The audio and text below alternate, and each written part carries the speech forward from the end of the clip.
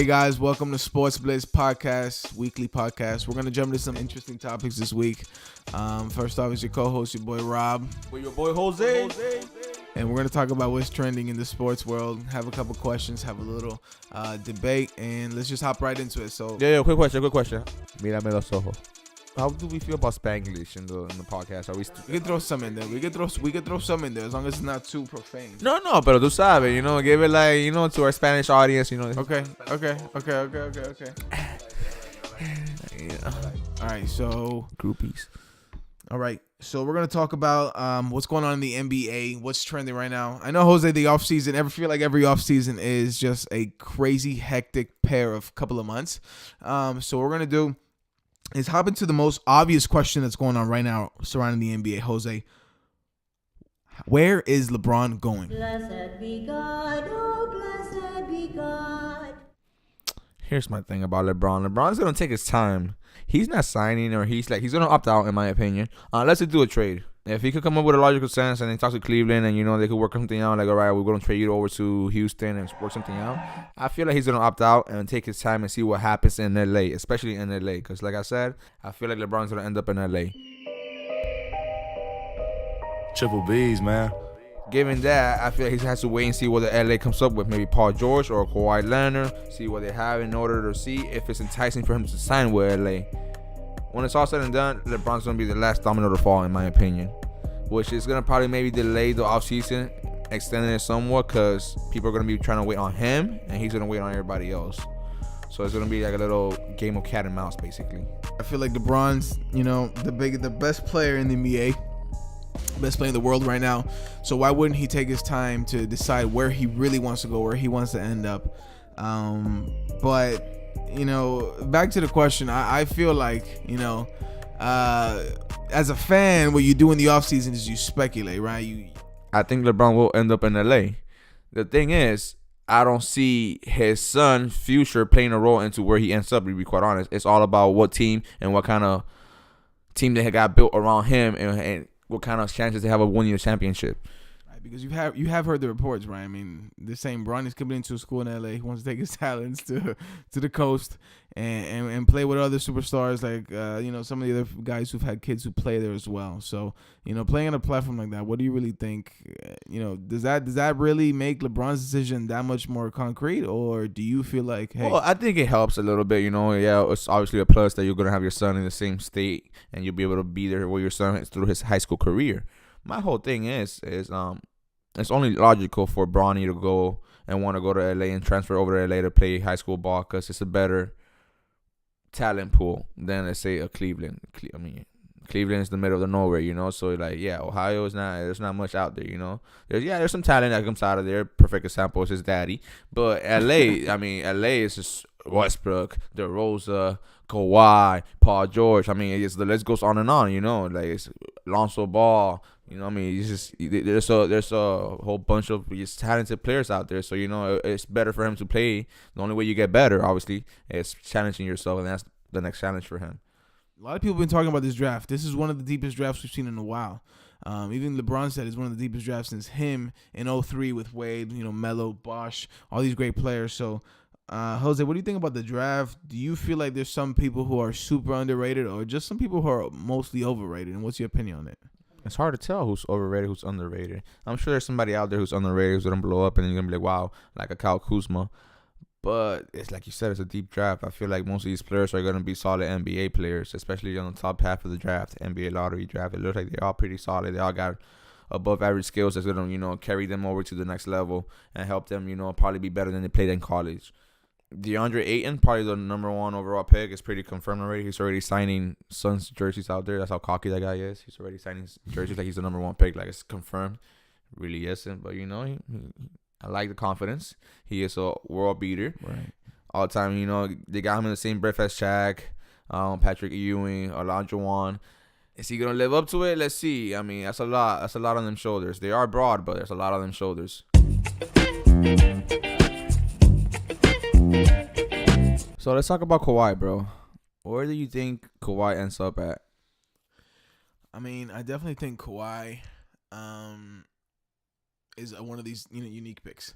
He's in a trade situation, so he doesn't necessarily have the option to opt out like LeBron does. So it's more so what can he do to convince the organization to trade him to where he wants to be and get the organization what they want, right? That's really what matters at the end of the day. It's a bridge we're gonna have to burn, but he's going somewhere, whether it be this year or next year. And he's supposedly consigned already to the fact that he's going to Lakers, whether it be this year or next year. That being said, if he's going to Lakers, who's he trying to meet up with there? Or is he just trying to go over there and start a new dynasty? What's your take on it? Well, he's from LA, so I feel like he just wants to go home. Here's my thing. If I'm San Antonio, why the hell would I want to trade him to the Lakers? I mean, why would I want to go help one of my rivals? You know, especially I developed this guy. I made him into a superstar. Why would I want to go hand him over to the Lakers and be like, here, guys, go win rings with my superstar that I developed? Like, no. Like, if I'm San Antonio and I can't convince Kawhi Leonard to stay, I'm not moving him to the Lakers. I'm not trading him to the Lakers unless they come at me with Kyle Kuzma, Ingram, and some, like, Lonzo Ball type of offer, you know? Like, there's a rumor out there that the Heat may offer Dragic, Jason Richardson, Winslow, along with Bam Adebayo. I mean, the trade will be them four for Kawhi Leonard and a Patty Mills. Think of it from a San Antonio perspective, like, that's a pretty solid offer if indeed the Heat are willing to offer that. And knowing Pat Riley, he's all about superstars and acquiring superstars, so I feel like he would make that deal. Dragic is not a superstar. Solid point guard, but not a superstar. Richardson may develop to one if he keeps ascending to the player he's been. Right now he's not, obviously. Winslow, there's so hope that Winslow could become a Kawhi Leonard-esque type of player, but right now he's not. And then you got Bam Adebayo, who could become a Clint Capella, Dwight Howard-esque. You know, they're all pretty raw and all young players. Not all, they haven't developed the way you think they would. And Kawhi Leonard is a bona fide superstar. So, I mean, do you give up some of the future for a current championship run, or do you want to stick it out with the young guys, see if they all develop together and, build a core which could lead into a dynasty? I'm definitely not giving up any of my young core who's costing me very little money to keep on my team for someone who's going to come in for 1 year and have no guarantee on where he's going the year right after. Well, if you trade for him, you will obviously talk to his agent and come with the agreement that, or you will resign with us. Because if I'm going to give up all this for you, Kawhi, I'm going to need some assurances that, you're going to resign with us. If he can't give me an assurance, then I'm not willing to part with him players. Now, if I could get him saying, yeah, I'll sign with you guys, I'll be able to play in Miami. I love the place, I like the culture you guys built. Then, yeah, why not give up them guys that, Richardson already got signed to an extension. Winslow got to get paid eventually. And then Bam's got to get paid after 2 years from now. Then eventually they're going to cost you some money. I mean, if you could re-sign a Kawhi Leonard, I'll make the trade. If you cannot re-sign the Kawhi Leonard, I will not make that trade because you're mortgaging your future, basically. You're mortgaging your future, giving away something you're going to regret giving away. And that's what they talked about. Potentially. Even the 76ers, we're talking about even somehow trading up to get up in the draft pick. Or even, the Celtics were looking about trading Kawhi Leonard. It's a lot of hype around it, which is crazy because, one, Kawhi's a quiet guy. Two, trading hasn't even started. No one can make official moves yet. So what does that tell you? That people love to speculate. People love to, think about the NBA. That being the case, our next subject would be where is, what's going on with Golden State this offseason? There's a lot of rumors, and maybe it's just a lot of fan base rumors, and I think it's true, but some people are saying, hey, Anthony Davis might end up in Golden State, might be a deal that'll send Klay Thompson and Draymond Green, which in my opinion doesn't work too well, but it sends them to another team. How likely are those odds happening? What's your opinion on it? Who are you trading for Anthony Davis? The supposed rumors would be Klay Thompson and Draymond Green. For Anthony Davis. Me as the Pelicans, why would I trade for two players that might have to pay max offers for one player? Granted, I'm sure there'd be a tag-along player, just for roster availability, but for salaries purposes. Here's my thing: it makes no sense, and for at least for the Pelicans, in my sense. Obviously, if I'm going to stay, I'm going after it. Anthony Davis, because he could possibly be the best player in the NBA after LeBron starts slowing down. You put that hand with KD and Curry. I mean, yeah, you keep that dynasty going, to be quite honest. Those are top 5 players in the NBA right now. But if I'm the Pelicans, why would I give up my world beater center, power forward, who has, looks like a Lockfire Hall of Famer right now, for Klay Thompson, who is a solid player, superstar, yes, in his own right, and Draymond Green, not a superstar in my opinion, but a very, very solid player, good defensive player, could lead your team. They both gotta get paid already. Like, they both want max contracts, so that means you're paying both of them $30 million a year. Like, I mean, it just doesn't make sense for the Pelicans to do that. Right. Man. So that being said, what are the odds the Golden State Warriors come back the same way next year? Same way? When you mean with same squad? Same squad. I mean, same squad. I gave it about a 60% chance. I know they want to upgrade their bench, so I don't think it's gonna be the same squad. You know what? I'll say 40% chance they come back with the same squad. Really? It's 40-60. I know they want to upgrade their bench, and they're trying to do that some way, so I figure they will do that. But yeah, Anthony Davis is a pipe dream. I don't think the NBA will step in and do what they did. I would hope they would do. I feel in that case they would do what they did with LA when LA was going to trade for Chris Paul, and they're going to be like, nah, no, not there, no. So I feel like the NBA will step in and be like, no. I'm surprised the KD trade went through. Well, KD signed. KD didn't. Right. The fact that he signed, I'm surprised that went through. Well, at that point you can't do anything about it. He could decide who he wants to sign with, and if the money works and everything, it's everything legal. I mean, you can't stop it. Now, what you could do is, what the NBA did with the Heat is, you could insert a rule that makes it harder for them to be able to keep every player together.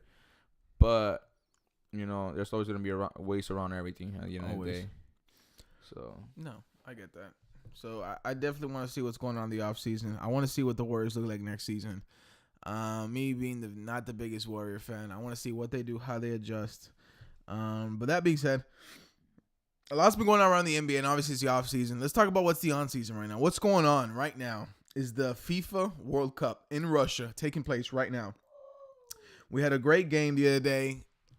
This is one of the most stacked odds game, which is Mexico versus Germany, right? We all know Germany are the champions, right? That being the case, if you're the champion and you're going up against someone like Mexico, you're expected to win. It was a plus 700 differential on the Mexican team. That being the case, some of us bet against Germany and some of us won. But it was a great game, but it was almost unexpected. And that's one thing about soccer that we still have yet to learn. Mexico beating Germany. I know you're not big on soccer, Jose. What are your takes on just what they did and how they did it that day? I mean, I saw the game, surprisingly. I don't watch many soccer games, but I tuned in for that one. And it looked like they just wanted it more, man. They played with more fire. They were out there, playing their best, attacking. Germany had a lot of chances. I'm going to be honest. Mexico got very, very lucky because Germany had a lot of shots that could have easily gone in. So, I mean, but yeah, I just felt like, towards the end, they came together. They're like, let's stop these guys from making a run and, come out of here with a W and give them credit, bro, because they came out of there with a W. And it was very, very impressive. Were you able to keep it up? Who knows? I don't think they're that strong, but it was impressive beating that German team. That alone gives you bragging rights back home, So that alone makes the trip worthwhile, somewhat in the eyes of the Mexican fans, if you think about it. Because we beat the defending champs. At least we did something out there. If they don't win it all, ultimate goal is winning it all, but you never know what's gonna happen. 100%. The Mexican fans went out there, in honor. And they, being the champs, that's a huge honor. It'll place them higher in the next round of the FIFA World Cup. So I'm looking forward to see what goes on with that. But there's a lot to watch. There's a lot of teams going on, a lot of action going on in that department. We're actually hosting in the next 8 years, guys. So if you didn't know, now you know. 2026, it's gonna be the Canada, Mexico, and U.S. Hosting the World Cup. Some of us giving us backlash, but it's all good. We're Americans. We'll deal with it. Now, that being the case, Jose, what's going on in the NFL world? Talk to us about what's trending, what's popping. What are some moves happening right now? I know not much is being said since nothing's really started, but what can you tell us about the NFL and what are we expecting this season? Well, one of the big subjects going on right now is Julio Jones not showing up to mandatory training camp for the Falcons because he wants a new deal, even though he has 3 years left on the current deal. And he's been training with T.O., so people are a little worried that maybe he's going to be like, F the team. Me. I want my money now. If not, I'm not going to show up. Since T.O. has a nice little reputation of being a diva. And, receivers alone by themselves, they're always somewhat of divas, to be quite honest. Right. So people are a little worried about that. That being said, did you see the video of T.O. running a 4.44? Bro, it was pretty impressive. The guy's 44 years old. I mean, running a 4-4, fours everywhere. I mean, I think he should play the lottery, make it all fours. He should probably win it. I mean, that's impressive, bro. What do you think about that? You think he has a shot of maybe making a comeback? You think it's possible? You think an old man like that could be able to take a hit from the young bucks out there and still be able to play at a high level? I think if the Young Bucks got a chance to hit T.O., they would take it with pride. Oh, most I definitely. think he would definitely get racked out there. If I was an owner and I were to sign T.O., I would have to be, one, impressed by his workout, but two, I would only sign him for a short period of time, 1 year max, because I don't know what he's giving me throughout the season. Like you said, he's a diva, which brings me to the next point with Julio Jones. Yeah, Julio Jones, you might want a different salary now that you feel like you've expected a lot more. Sorry to cut it to you. You're on contract right now, so it's time to play. Get ready for real practices. You can be a diva all you want. That's only going to lower your potential earnings in the future. Right now, it's time to play Atlanta ball. But as for T.O., I'm impressed with the 4.44. I just don't see him making a comeback to the NFL. I really don't. But if he did, 1 year deal. That's what I'm giving him. Too much of a circus there. I don't think anybody's going to jump into the deep end with T.O. there. It's not. I mean, is it worth it? You know, you're gonna have all that media presence. Is it worth it? You're gonna be asked about every day about T.O. How is he fitting in the locker room? Is he, being disruptive or whatnot? I mean, maybe it's not something you just wouldn't. It's like it's somewhat like Tebow. Remember when Tebow was still trying to make it in the league, and everybody like, oh, wherever he signs, he's gonna be a big hoopla about Tebow and Tebow this. It's like I feel like T.O. brings the same thing, and owners at this point just don't want to deal with that, just because this day and age, social media and things going on, bro. Like you say anything controversial, it's gonna blow up, and you're the trending topic on Google now. So it's like everything has a character field. You have a set amount of characters to type in what your response is. Everything is recorded on the internet, screenshotted, copied and pasted. I mean, yeah, there's nowhere to hide no more. Viral. There's nowhere to hide anymore. Fights are breaking out. Everything's being recorded in 4K content.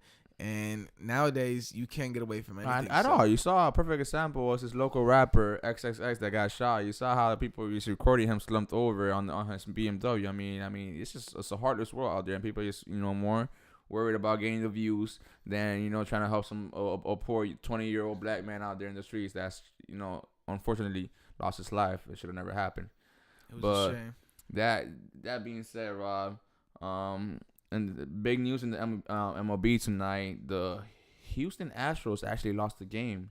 They were on a 12-game winning streak, and guess who beat them? A Florida team. The Tampa Bay Rays ended up taking them out. So no more 12-game winning streak for Houston there. Great game pitched by Blake Snell. Won 7 innings, 6 strikeouts.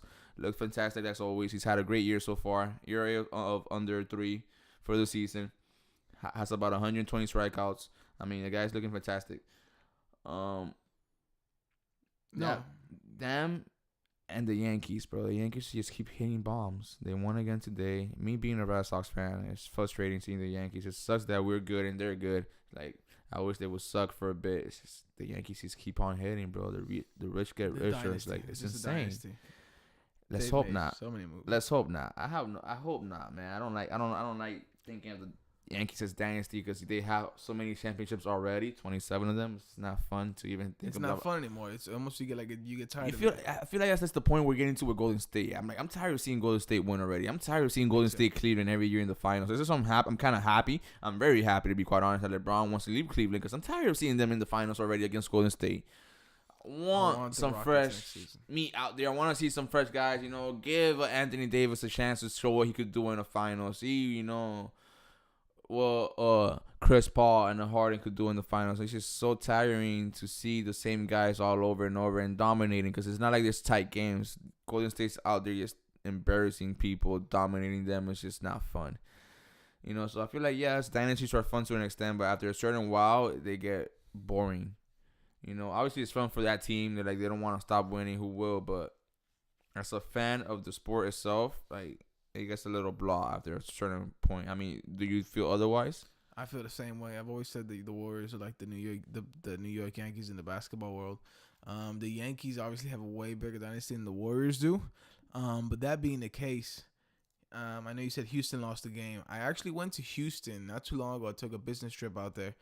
And I can honestly speak from experience, the Houston fan base is a lot bigger than people think it is. Okay? It's not one of the biggest talked about sports in baseball, right? When you talk about big baseball fans, you talk Red Sox, you talk Yankees, you talk other teams, right?